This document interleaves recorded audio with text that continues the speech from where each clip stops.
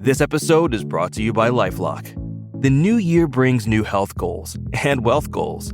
Protecting your identity is an important step. LifeLock monitors millions of data points per second. If your identity is stolen, LifeLock's restoration specialist will fix it, guaranteed or your money back. Resolve to make identity health and wealth part of your New Year's goals with LifeLock. Save up to 40% your first year. Visit LifeLock.com/podcast. Terms apply. Today on CityCast Philly, we're listening back to a conversation I had with Adam and Craig Malamut, two brothers who are self-taught animators, and they created the animated TV show on Fox called Universal Basic Eyes. The show's been renewed for another season. Adam, Craig, and I chatted about how they're bringing the Philly, South Jersey accent and something like a Wawa to a national audience.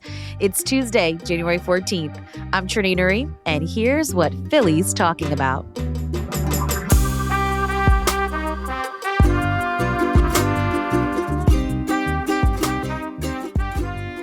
Adam and Craig, thank you for being here on CityCast Philly. Our pleasure. Thank you for having us. Okay, so the premise of the show is that Mark and Hank used to work at a hot dog factory, and now robots have taken over.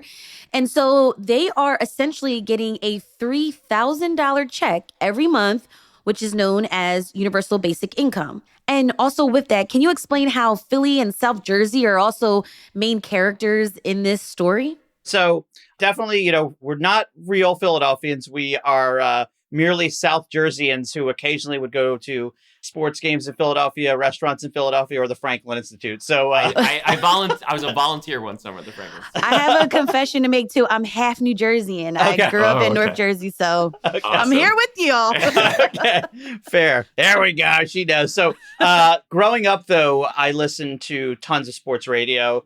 I'm a huge Philly sports fan. And, I would literally go to sleep listening to like the late night radio shows and on like WIP, and just hearing all the people calling up being like, yeah, what are they doing? The defense stinks. They got to run the ball. And it's all this stuff. And it just like developed this character in my head, which was a little bit of that and a little bit of my own impulsiveness and a little bit of my dad and the way he talks. And I know the accent is sort of associated with Delco, but Yes. This is an accent that I heard all the time growing up. So to me, it's just a South Jersey accent. And a lot of people I know in South Jersey talk like that. Mhm. So we kind of had first created this character, and then we had his little brother, Hank, who is based on Craig when he looked up to me when he was innocent and thought I was like really smart and believed everything I said before he grew up and became the character of David, who's a little more skeptical of me, sort of David. And those are the characters we started with. And then we were trying to figure out what kind of concept to do with these guys. And then eventually we stumbled upon the Universal Basic Income as this interesting platform for thinking about like what guys like this do if they have the free time to sort of explore what their meaning is in life and that sort of thing. So are the Hoagies brothers stand-ins for you two? In some ways, yeah. Hank is young Craig. He captures my naive innocence as a child, my I like Hank. gullibility.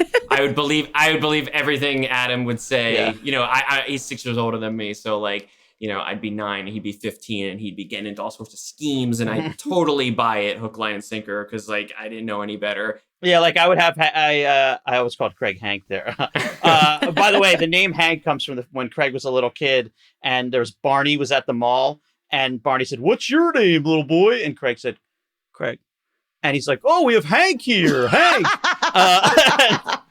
Craig didn't correct him, and so he just stayed Hank. So. He called me Hank for the rest of the time. I sang the ABCs on his lap and then sat down, and my parents and siblings were laughing at me. They're like, Hank, when? And I was like, I'm not going to correct Barney. Right. Like, you kidding me? Craig, I don't know if you want to speak to like the South Jersey elements of the show that we want to do. Yeah, I mean, we were really excited to bring South Jersey to the national stage. We feel like whenever people talk about New Jersey, they're always talking about like North Jersey or like the shore or something like that. But it's typically North Jersey. And so we're like, yeah, but there's also South Jersey. We have a different accent and we root for different teams. Okay. Yes, that is true. So we were really careful to make sure that like in the artwork, in the background artwork, a lot of the details felt true to South Jersey. And, it's funny because it's animated in Australia. So we were sending all these photo references, like, make sure you get the street signs right. And like, this is what our water tower looks like. And like, this is Atlantic City. Make sure the skyline looks like these kinds of buildings. And that was a lot of fun, just like teaching people from Australia the quirks of South Jersey, beautiful South Jersey. And we also like spoof some stuff like Wawa is Wobos in our world. And they go to a bar called TJ Waterhands. And that is, PJs and stuff like that. Yeah, PJ exactly. Willihan's. Yeah. We had a lot of fun with certain episodes being Jersey specific. So like we have an episode with the Jersey Devil. It's already come out, and where Mark and his stepson become friends with the Jersey Devil. And we try to be very true to the lore of the Jersey Devil. These are things I remember learning in like 6th grade when I went to like the Pine Barrens for like a field trip. And then we have an episode about water ice. Where Mark runs a water ice Water shop. ice. Yeah, water ice. Yeah. I like that you guys you mentioned Delco, because that means, for those who don't know and are listening, Delaware County. I also grew up in Upper Darby, Clifton Heights, so that's all Delco. Why did you give Mark and Hank the last name Hoagies? And you got to say it like that, Hoagies. Yeah, Hoagies. It feels like an inside joke, right? I remember, we had a different name for him originally, and then when we changed the name to Mark Hoagies, suddenly we're like, okay, this makes sense for some reason. This is like just the summation of all this sorts guy's of Mark Hoagies. Yeah, South Jersey type. And it's sort of like, in like Game of Thrones, like Jon Snow, like his last name is reflective of the region he's in. It kind of feels like Hoagies would be like the bastard son's name for like the South Jersey region. I felt like that's sort of where it came from. Adam, so you voice both of the brothers on the show. Yes. How Typical do you make Mark fashion. How do you make sure that you keep our region's accent true? That's a great question. There's certain like primers I do, like for like I'll go like there's certain things people say that like I can get me in the mode. Like some people go, we talk to family and friends and go, you guys are so funny. You guys are so funny. And if I just say that, it kind of gets me in the mode. Sometimes I'll watch clips of Eagles fans and other things of people speaking in the accent to get ready. But usually like once I get in the booth, it's you just kind of, at this point, I can just kind of let it fly.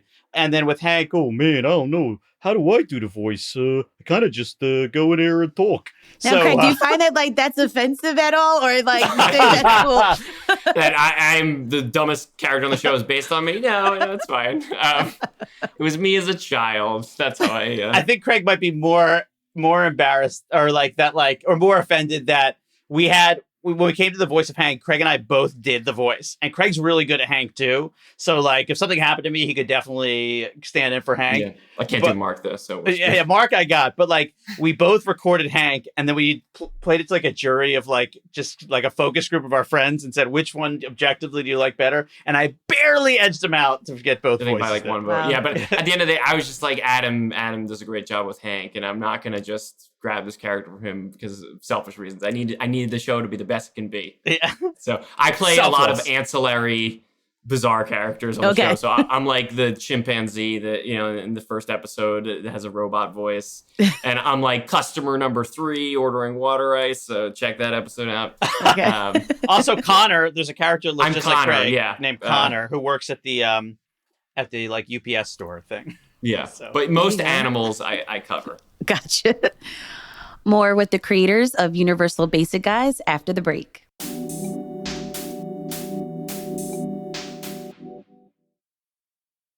Okay, so you both are self-taught animators. Tell us a little bit about how you went from Cherry Hill in South Jersey to Hollywood with a show in one of the hottest time slots on TV. What's the origin story here? Oh, man. Well, it's a long, boring one, but I'll try to make it interesting, which is, we were always, I think both of us were interested in animation.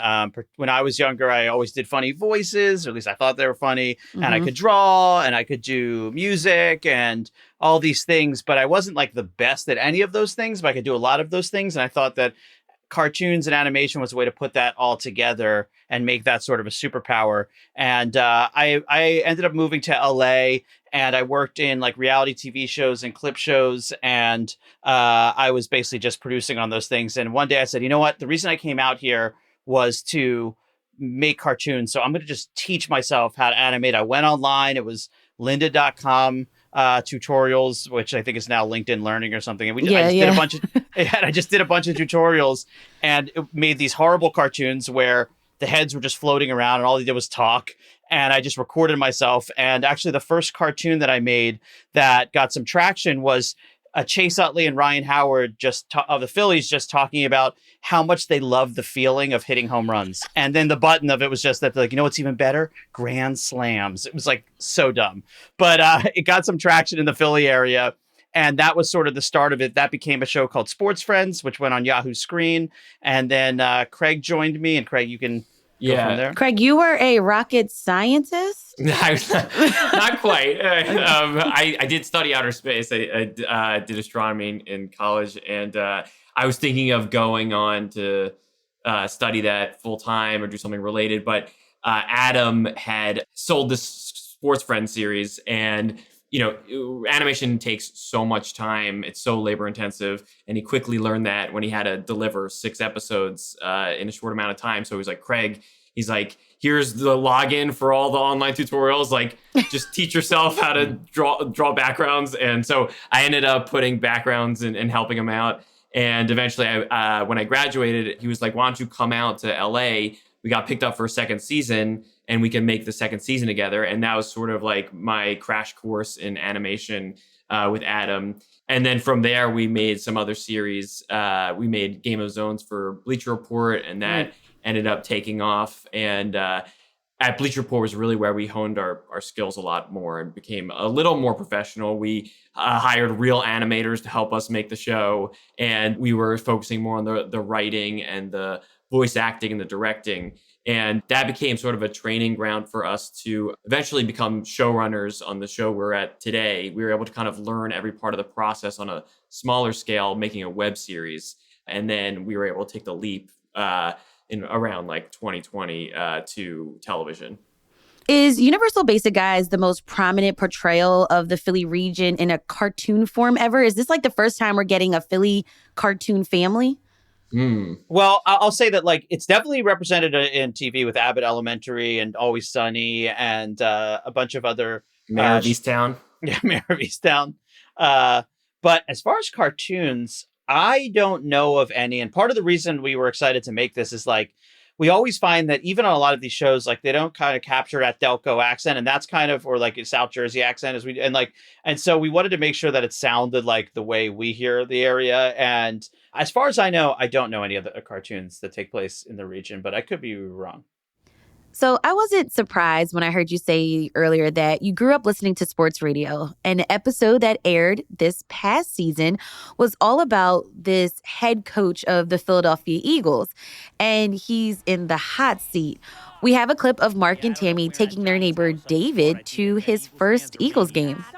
David, just have fun. Eagles fans get a bad rap. I don't know, Tam. There's a reason they got a jail under the stadium. Oh, come on. Eagles jail's a myth, like the Jersey Devil or those Ben Franklin bridge trolls. Wait, troll? Do you mean tolls? No, David, trolls, okay? There's these little trolls that live under the Ben Franklin Bridge. Everybody knows that. You say that like it's a fact. I actually have a Super Bowl ring, so everything I say is a fact. So in the show, Mark Hoagies takes over the coaching job.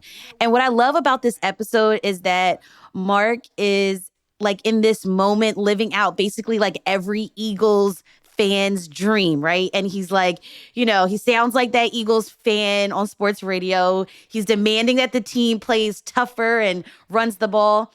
I feel like it's a little bit of a universal thing that in my experience of you always have these like dads who are just like, you got to run the ball, you got to play defense.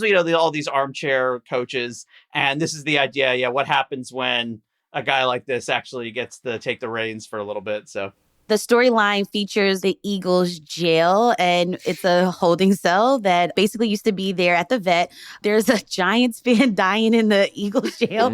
I shouldn't laugh because like my dad's probably like, Trenae, what? This episode is so Philly. There's even these Ben Franklin Bridge trolls. Did you worry that it was like too niche? Like, does America understand like how funny this is? I hope Americans know Benjamin Franklin and Right. And that he's from Philly. I do think we sometimes get a little indulgent with the Philly references, but we tried to keep it, broad enough that people will know. Like I think in season 2 we get a little more obscure, unfortunately, but or fortunately, depending on where you live. But yeah, with this one, we'll find out. Yeah, this one is definitely. I feel like the what's universal about it is that Philly fans will relate to it because it's like about Philly fans, and anyone who's not an Eagles fan will relate to it because it's about Philly fans being idiots. So whether you find Philly fans annoying or you are a Philly fan, I think there's something for everybody here. Yeah. This was probably like one of my favorite episodes of the series so far. You guys are on before The Simpsons, like no big deal. How cool is that? Have the Hoagies brothers met Homer and the guys down at Moe's? Well, first of all, by the way, nobody says Hoagies brothers. You got it right. Everyone's like Hoagie brothers, and like you're the first one who actually said Hoagies brothers. So that's like really impressive. Thank you. And they have not yet, but I will say it was very surreal. We were at Comic-Con and we look across the harbor at downtown San Diego, and there's a big animation domination mural on a whole building, and it's like Peter Griffin and Bob Belcher and Bart and Lisa or whatever, and then it's like Hank and Mark up there too, and that was like so surreal. And so this whole thing has been so surreal, and we're so heads down working so hard all the time that sometimes you have to like take a step back and get perspective and realize how cool this is. It's like sometimes I'll be watching a baseball game or something, and like I'll see a commercial for a show and I'm like, oh my God, that's right, we have a show on Fox. That's crazy. Yeah. Yeah, I mean, we watched these cartoons growing up, like Simpsons and Family Guy and things like that. And now to be among them is just completely surreal. Well, congratulations, guys, for getting a South Jersey / Philly family into Hollywood. Yeah, we did it. We did it. Yeah. Thank you, Adam and Craig, for joining me on CityCast Philly. Thank you so much for speaking with us. Yeah. Thank you. This is a lot of fun. Universal Basic Guys is on Sunday nights on Fox. Thanks, Adam and Craig. Go Birds! Yeah, go Birds. Thank you.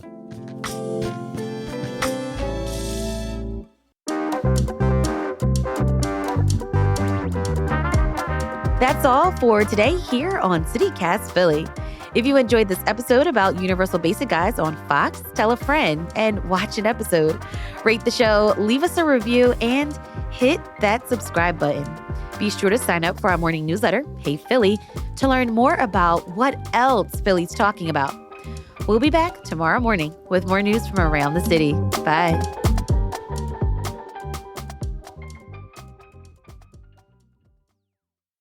Now, if you want Mark and Hank to come on to CityCast Philly, I don't know, trying to sneak that in there. That'd be cool. You can animate me. That'd be cool. Yeah. We'll get you in the background. Yo, Trenae, top podcast host in Philadelphia, dude. This is the big time. Oh man, this is so cool.